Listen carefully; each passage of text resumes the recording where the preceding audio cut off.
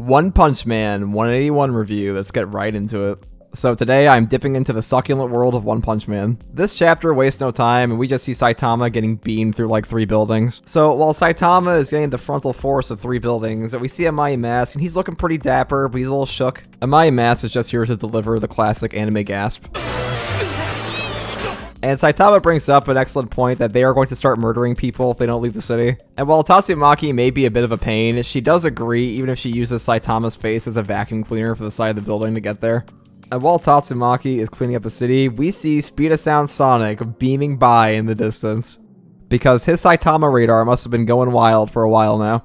And he does the classic Sonic play of look overly confident, throw his shurikens, get them deflected, and then slips on some dog stuff. And I guess Murata had an interesting 30 minutes at least of his life of drawing a dog taking a dump. And after that, Sonic just says, damn you Saitama, and gets left behind for the rest of the chapter. They get back out into the big open area, and Saitama just tells Tatsumaki to go all out. And he's just standing here looking like a 7-Eleven employee. And Tatsumaki's taken aback by this because, I mean, I don't think she really realizes the power discrepancy entirely here yet. She's getting there, though. Before we get to see the rest of this, though, we cut back to the Blizzard group, or the former Blizzard group, and we see them just taking their coats off to go from fodder group to fodder individuals. But this is actually a surprising moment of character development because a lot of them decide that now is the time to get stronger. So Eyelashes goes up the ladder looking for Fubuki and says, if you guys don't want to be like most of the ninjas at the end of Naruto, come with me.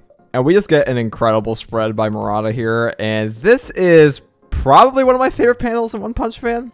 Definitely the best since like Saitama fired himself back to Earth. And we're probably going to see Fubuki do something like this eventually in the series, since they're kind of implied to be as strong as each other. Tatsumaki just has far more experience and will to use her Esper powers. And it cuts over to King, who's just trying to dodge the rubble fallout of all of this. I mean, this man only wanted to go play Street Fighter, and this is just not what he deserves. So we see Saitama get knocked back to his apartment, which is like, man, that's a pretty coincidental landing. He just informs King that he's fighting Tatsumaki, and then Tatsumaki hears him, they both scuffle a little bit, and then they fly back off into their wasteland battle.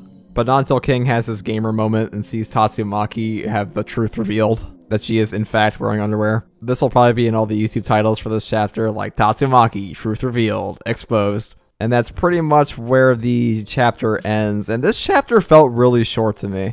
Much shorter than the last 2. I also want to note that King is kind of just stuck up there because he said the elevators weren't working. I am consistently shocked at how good the artwork in the One Punch Man manga is. This is some top 1% manga artwork. The fact that a series like One Punch Man gets artwork that's comparable to Kentaro Miura's work, that's a little insane to me. So while Sonic may have shown up to just job in this chapter, I am really looking forward to the Ninja Village stuff. Now, I don't know when they're actually going to end One Punch Man. I imagine it's going to be years. But with us having the confrontation with Tatsumaki after the Cosmic Garou fight, and the Blast reveal of him being the Space Avenger, for a long time people thought, oh, is Blast going to be stronger than Saitama? But no, he just turns out to be another dude. Another really strong dude, but just another dude. So this is really the culmination of Tatsumaki and Fubuki's arcs, or at least the ones surrounding Saitama. Fubuki finally disbands her Blizzard group to kind of go be her own hero that isn't like held down, and so do the other Blizzard group members. Tatsumaki's finally getting fed some humble pie. One Punch Man's pacing is pretty excellent.